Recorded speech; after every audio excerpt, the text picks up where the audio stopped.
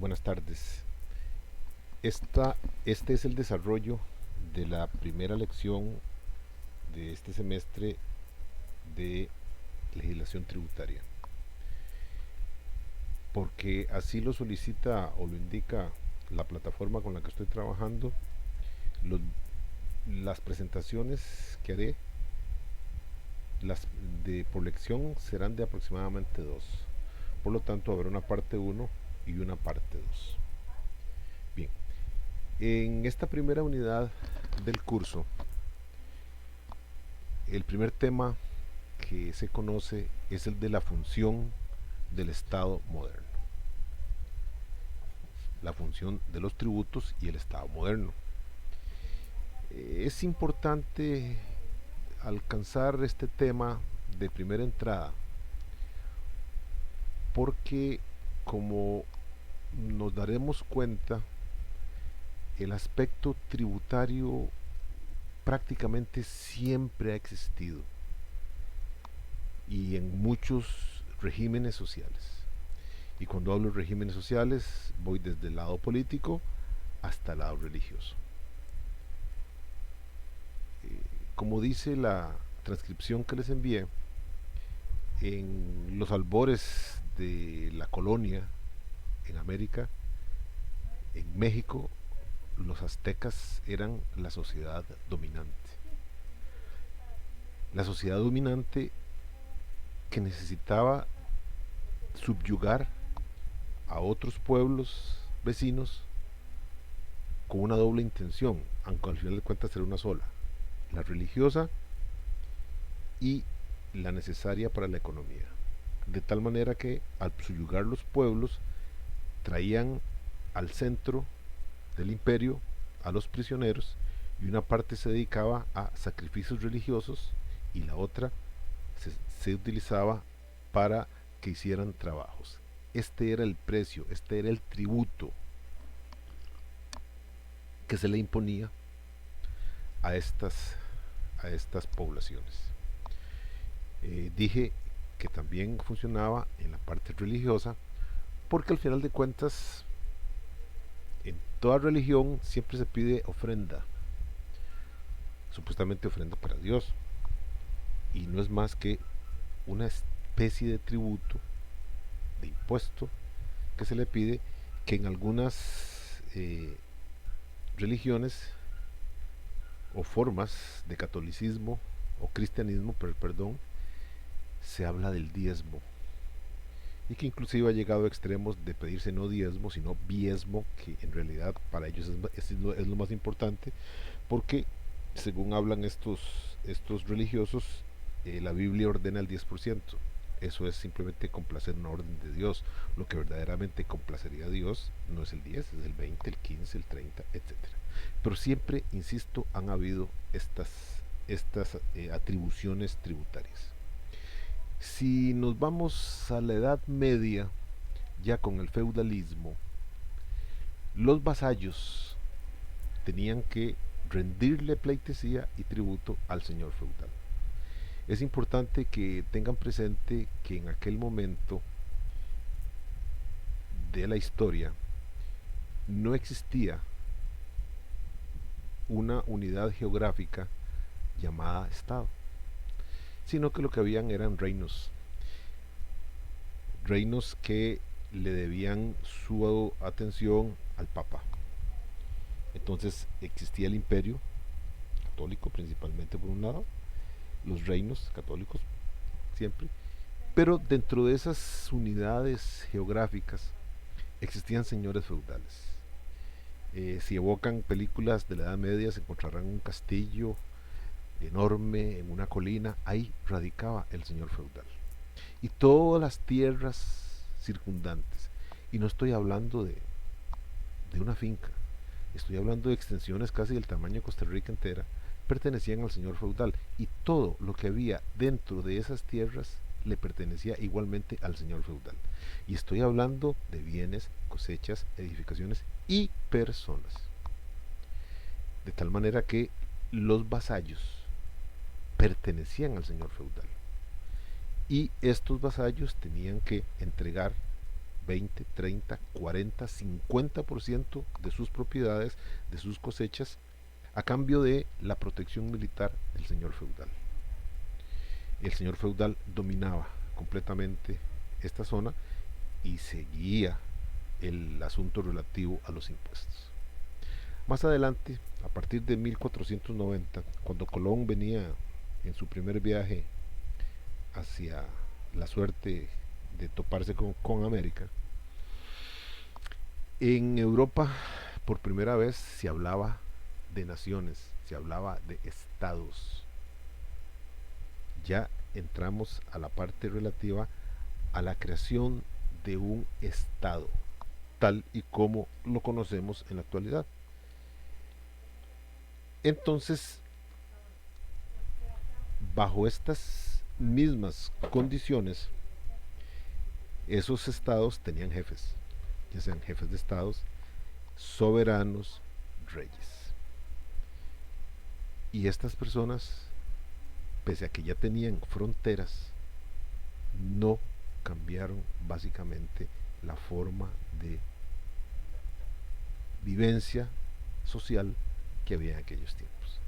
Y el aspecto tributario, recalco, continuó. Entonces la gente, toda la gente, los trabajadores, cualquiera, tenía que pagar impuestos, tenía que pagar tributos.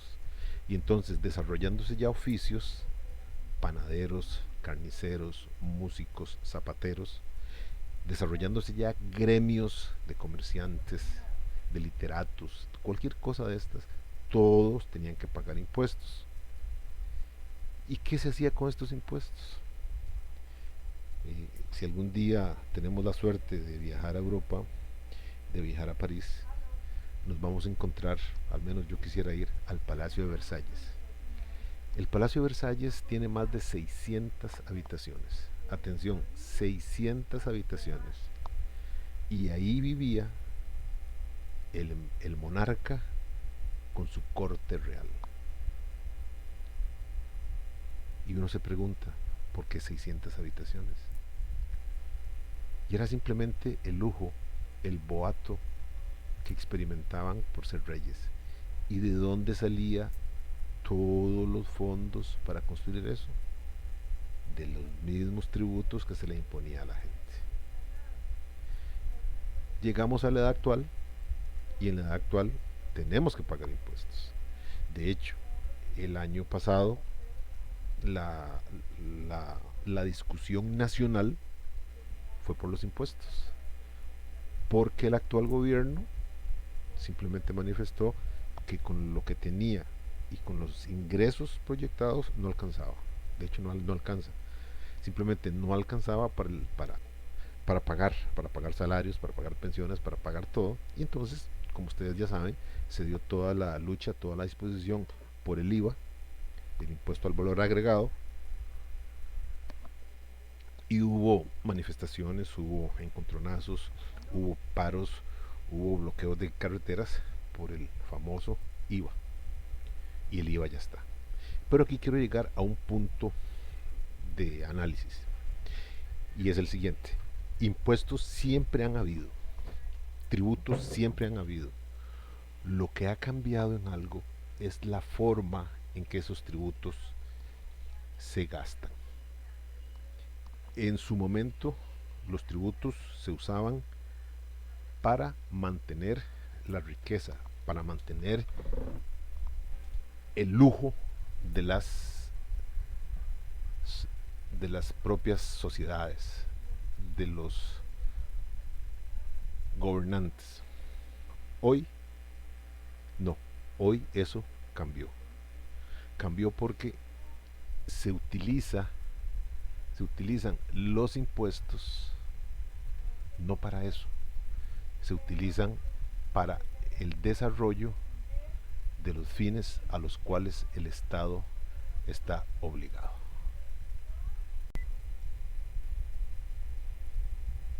Entonces, vean la diferencia que existe entre el uso que se le daba a los tributos y el uso que se les da actualmente. Vuelvo a insistir por última vez, tributos siempre han habido, siempre. Lo que ha variado es la forma como se establecen, por un lado, porque no son subjetivos del gobernante y del uso que se le da. En las polémicas que surgieron el año pasado por el incremento del IVA,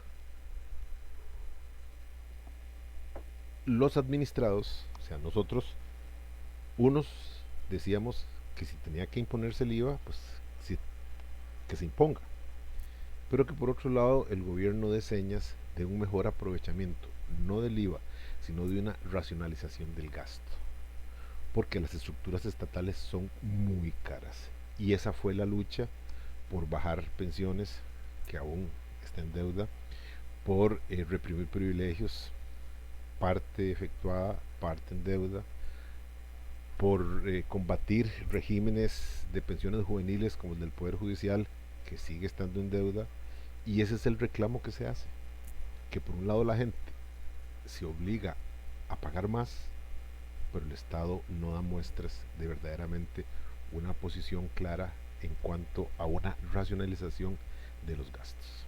Bien, ubicándonos ya en el derecho patrio, es claro que todo ciudadano costarricense está obligado a cancelar impuestos. Así lo dice el artículo 18 de la Constitución Política. Ese artículo dice, artículo 18, los costarricenses deben observar la Constitución y las leyes, servir a la patria, defenderla y contribuir para los gastos. Sin embargo, si leemos el artículo 18 en el texto literal, todos los costarricenses, ustedes, yo, mis hijos, mi nieto, deberían pagar impuestos. Pero en la realidad eso no se da. Y no se da por la sencilla razón de que, como más adelante veremos, quien paga impuestos es aquel que tiene capacidad económica para hacerlo, uno, o dos, aquel que incurre en un hecho generador de impuestos. Y como veremos, en Costa Rica los impuestos pues prácticamente recaen sobre la clase media, porque la clase pobre, esa no paga impuestos, esa más bien pide subsidios para poder sobrevivir, y la clase alta tiene las herramientas, desgraciadamente, a su mano para tratar de burlar, para tratar de burlar el pago de impuestos, porque en Costa Rica, desgraciadamente, el deporte número uno no es el fútbol, no es tampoco la compraventa de lotería, es el no pagar impuestos. Queremos vivir en un país tipo primer mundo, pero sin pagar, y eso no se consigue.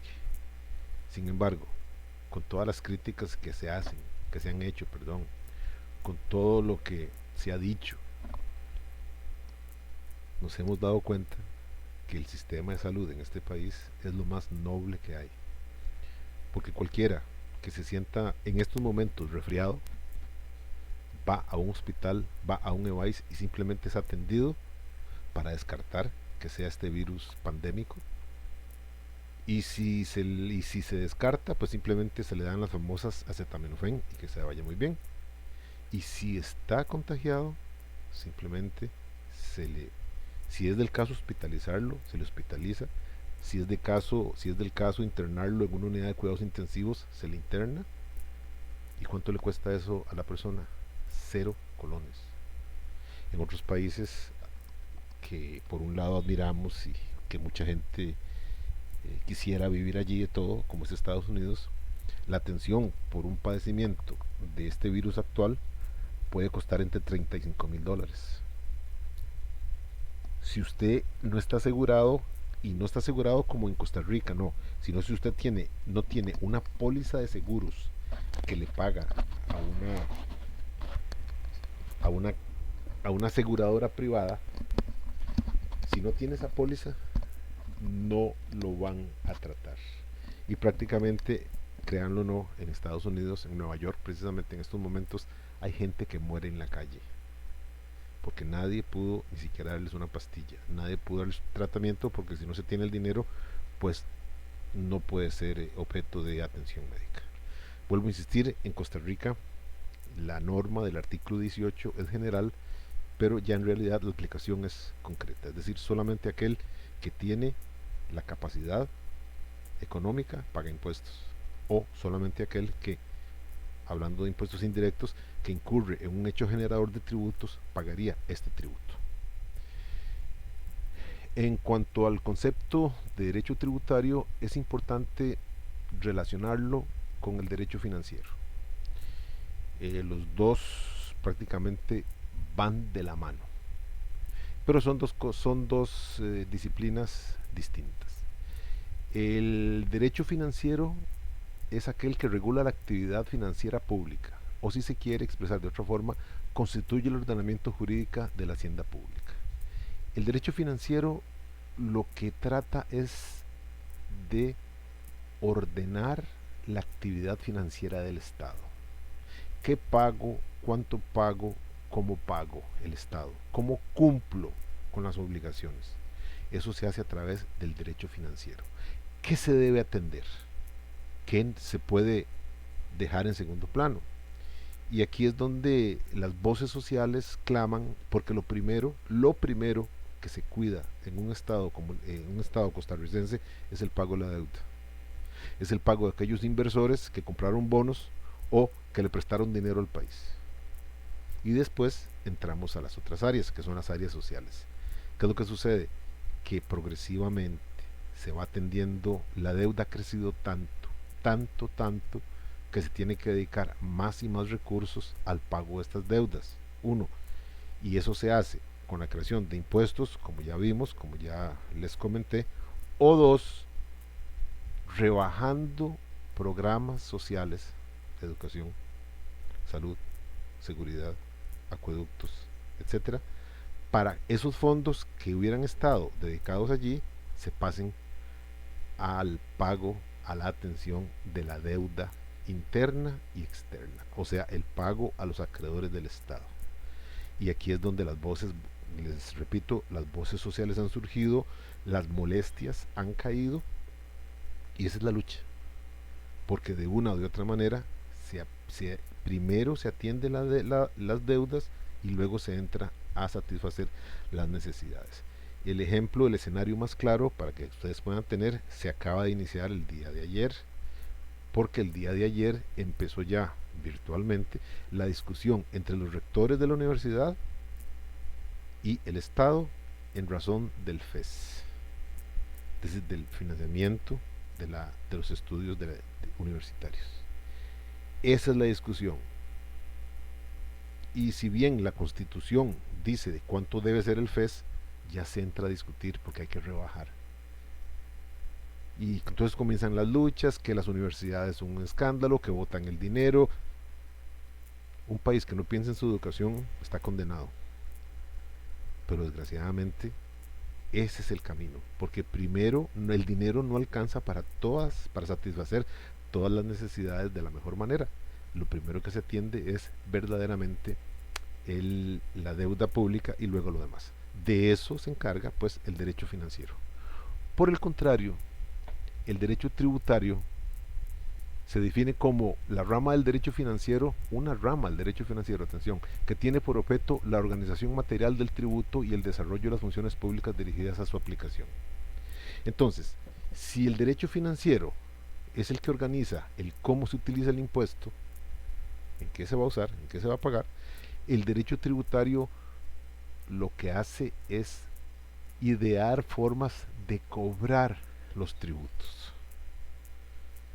Entonces, cuando se habla de un nuevo tributo, es el derecho financiero que lo requiere, que ya planteó la necesidad de ese tributo, y entonces es a través de una ley que el derecho tributario hace que se cree el tributo, que se establezca cómo se va a pagar, cómo se va a cobrar y las sanciones en caso de que no se pague.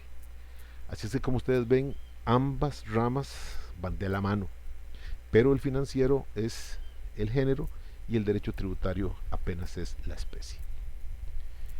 En cuanto al poder tributario del Estado, bien, el Estado es soberano. La soberanía de un Estado significa que dentro de esa organización llamada Estado no hay otra que lo supere. Eh, un ejemplo que les puede aclarar bastante esto es el siguiente. Si cualquiera de ustedes anda por la calle, va para su casa, viene de su casa, va para un lugar determinado, va a comer, lo que sea, y escenario número 1, lo detiene una radiopatrulla y el policía, el radiopatrullero, le pide la cédula y le pregunta para dónde va o de dónde viene, ¿cuál sería la posición que ustedes abordarían? Escenario 2, ustedes mismos transitan por una calle y son detenidos por un guardia de seguridad privado. Ojo, estoy hablando en media calle.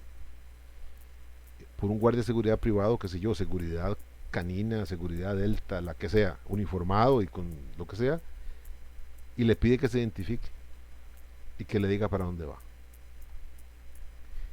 Bien, si yo pregunto en cuál de estos dos escenarios la posición de ustedes es de acatamiento y en cuál es de desobediencia, todos me dirían que si la policía les pide la identificación, se identifican.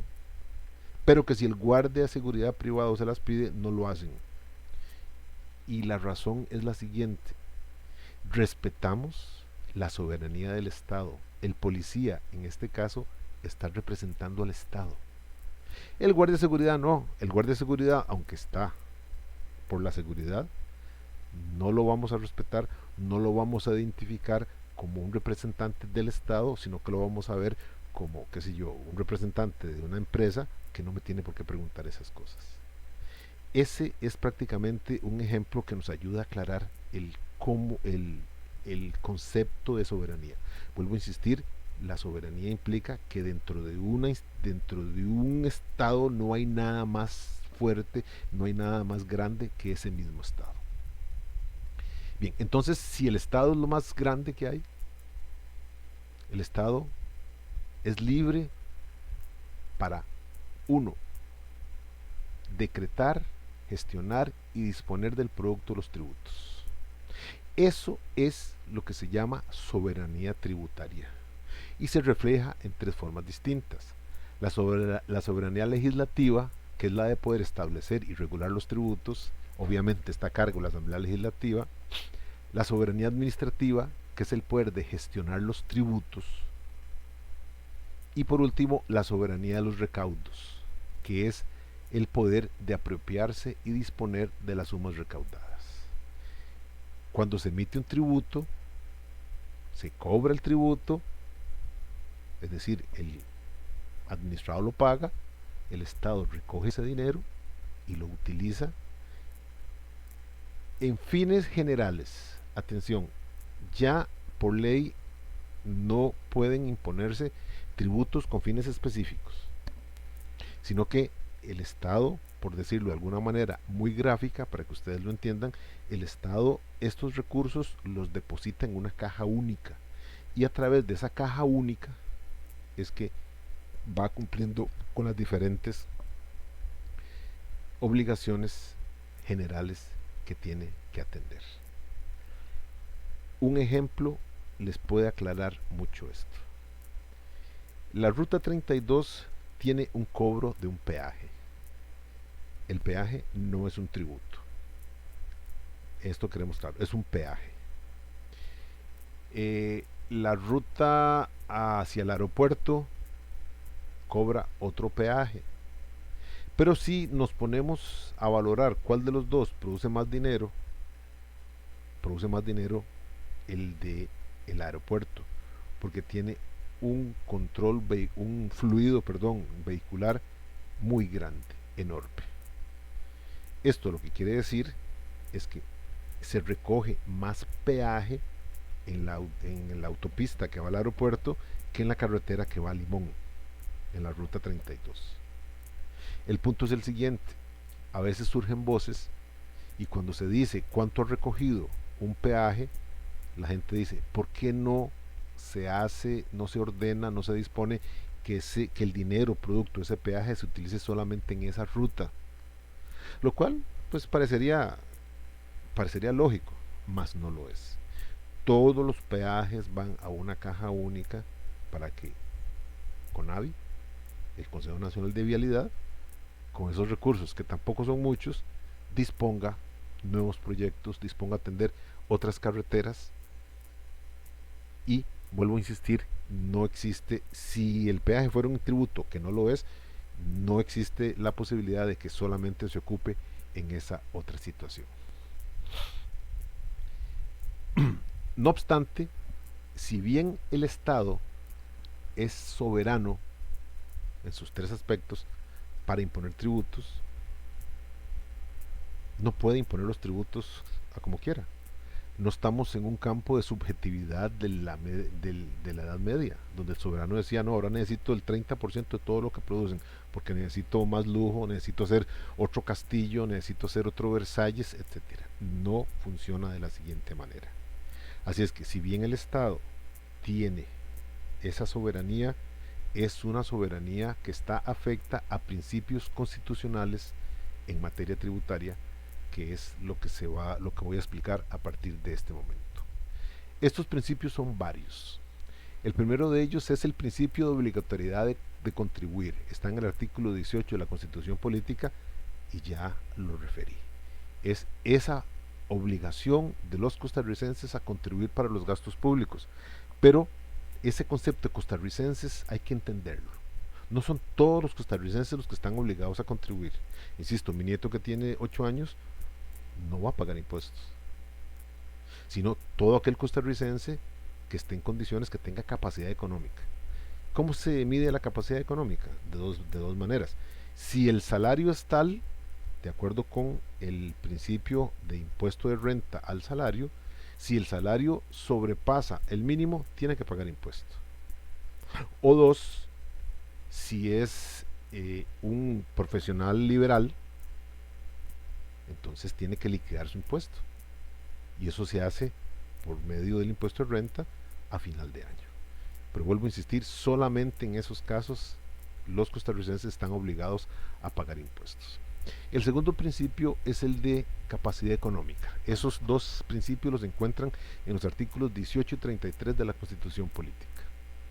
Dice, dentro de los criterios o principios relacionados con la materia tributaria sobresale el principio de capacidad económica, el que podemos considerar como la regla básica en el reparto y distribución de la carga tributaria.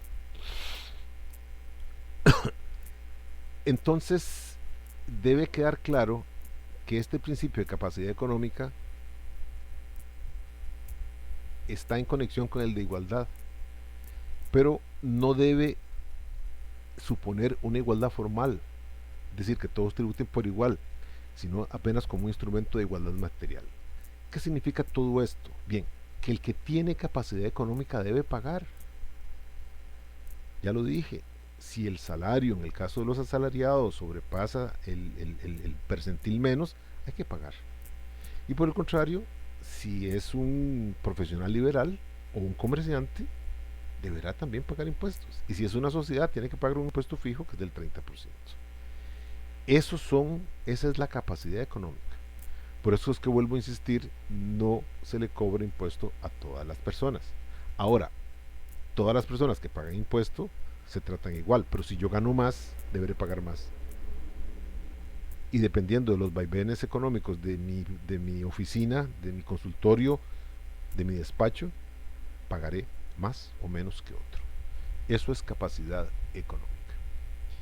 Luego existe el principio de igualdad. Este está en el artículo 33.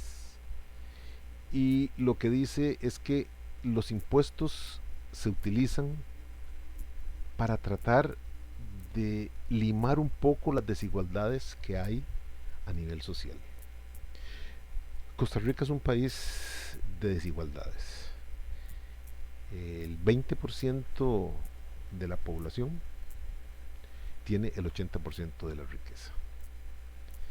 En Costa Rica hay muy ricos, hay clase media, hay pobres y hay muy pobres. Entonces, hay sentidas diferencias entre estratos sociales.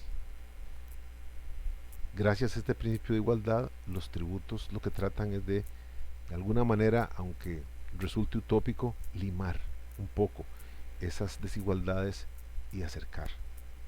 Y de allí que, como ustedes pueden ver, véanlo en los periódicos, bueno, en los noticieros, en los periódicos, por ejemplo, este bono proteger.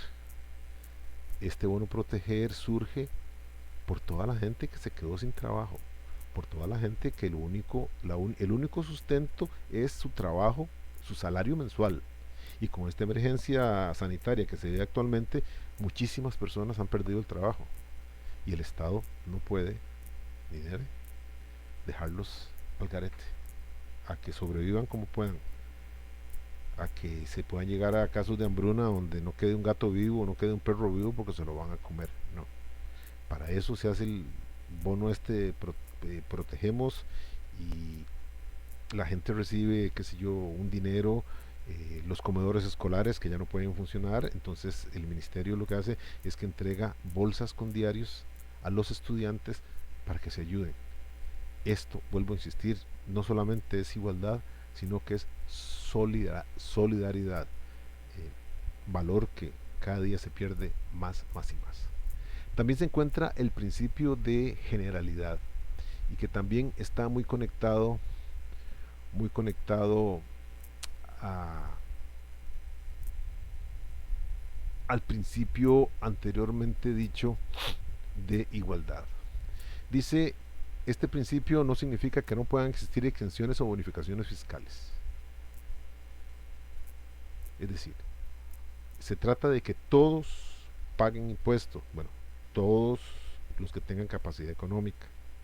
Pero sin embargo, si nos ponemos a analizar una norma como puede ser la ley de zonas francas, las empresas de inversión extranjera que radiquen en el país no pagan los mismos impuestos que pagan los empresarios nacionales, lo cual también por parte de sindicatos y otros grupos de presión es parte del repudio.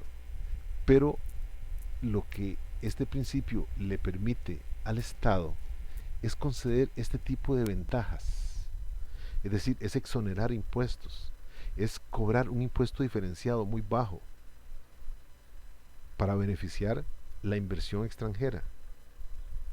Y entonces aquí lo que se dice es que si se está beneficiando a los dueños de esta inversión extranjera, y la respuesta no, no es eso.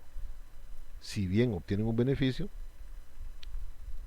a cambio se les pide que creen fuentes de trabajo. Hay estudios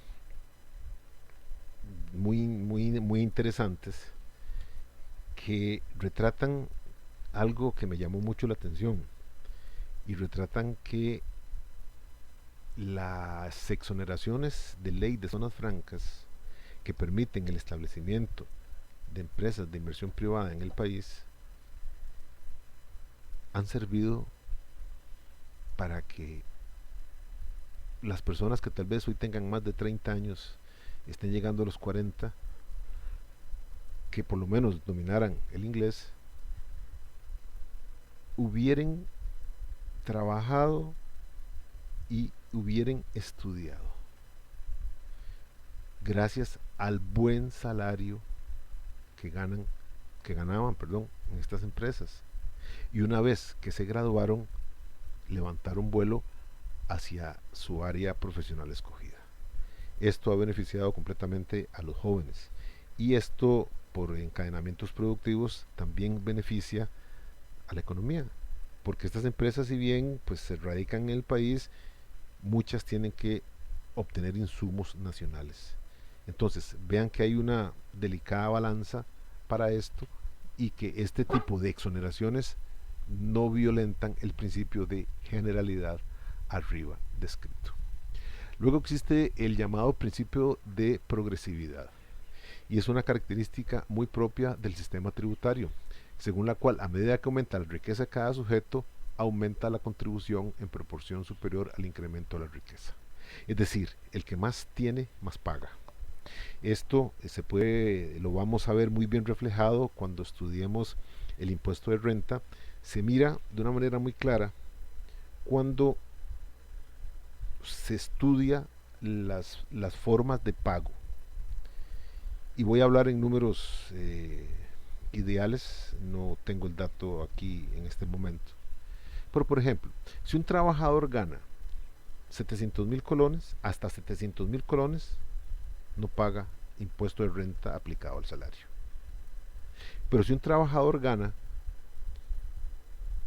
850.000 colones, los primeros 700.000 están exonerados, pero de 700 a 850 va a pagar un 10% de impuesto. En el siguiente, si un trabajador gana 1.200.000 colones, nuevamente los primeros 700.000 están exonerados, de 700 a 850 tienen un 10%, de 850 a 1.200.000 tiene un 15%. Vean que conforme más gana, aumenta. Por último, si un trabajador gana más de 1.250.000 colones, ese más está grabado con un 20% del salario. Nuevamente, entre más se gana, más se paga. Esto es una característica básica del principio de progresividad que, insisto, se aplica en los tributos. El siguiente principio es llamado el principio de límite de la confiscatoriedad. Confiscatoriedad es pérdida de la propiedad. Algo confiscatorio es algo que me quita, que me hace perder mi propiedad. ¿Qué sucedería si los impuestos, si los salarios todos estuvieran grabados con un 60%? Pues obviamente que prácticamente yo no tendría salario. Eso es la confiscatoriedad. Pero en esto hay que hacer notar una cosa. No hay una norma en todo el ordenamiento jurídico que diga cuándo un tributo es confiscatorio. Esa norma no existe.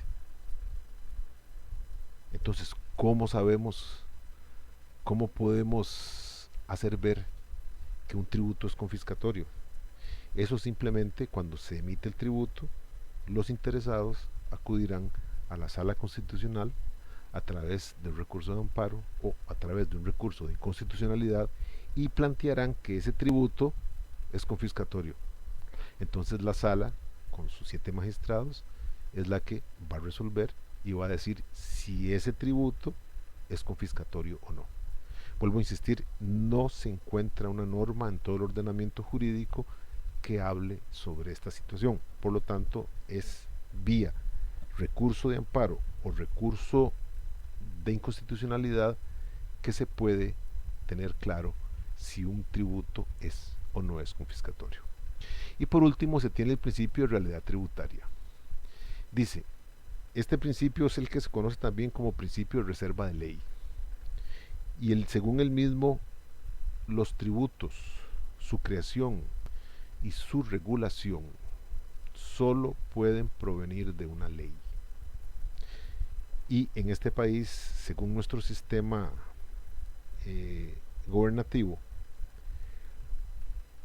el poder, la soberanía recae no en el poder, en el poder ejecutivo, tampoco en el poder judicial, sino que recae en el poder legislativo. El poder legislativo es la representación del pueblo. Son 57 diputados que se eligen por provincia y por cantón. En ellos reside la soberanía del país. Entonces, a veces siento que en discusiones por tributos, como fue toda la del IVA, llamaron traidor, llamaron criminal, ofendieron de la mayor manera posible al actual presidente de la República, porque el actual presidente de la República fue el que tuvo que proponer, mediante un proyecto de ley, tuvo que proponer los impuestos. Pero él solo propone, él como presidente de la República, como cabeza del poder Ejecutivo lo único que hace es proponer los impuestos. Es la Asamblea Legislativa en quien recae la soberanía de la nación, en sus 57 diputados, la que decide si el tributo pasa o no. ¿A través de qué? De una ley. Entonces a veces el enfoque de las críticas está desvirtuado. El reclamo no habría que hacérselo al presidente, no habría que hacérselo al Poder Ejecutivo, y mucho menos al ministro de Hacienda. Ese es el que tiene la idea. Pero quien aprueba la idea es el Poder Legislativo. Son los 57 diputados. A ellos, si se les quiere señalar responsables de la creación de un tributo, es a ellos, no al presidente, que lo único que hace es proponerlo, porque verdaderamente, de acuerdo con sus tecnócratas, eso es lo que se necesita para tal efecto. Aquí termina la primera parte de esta lección. En una siguiente entrega pasaré a la segunda parte y final de la lección.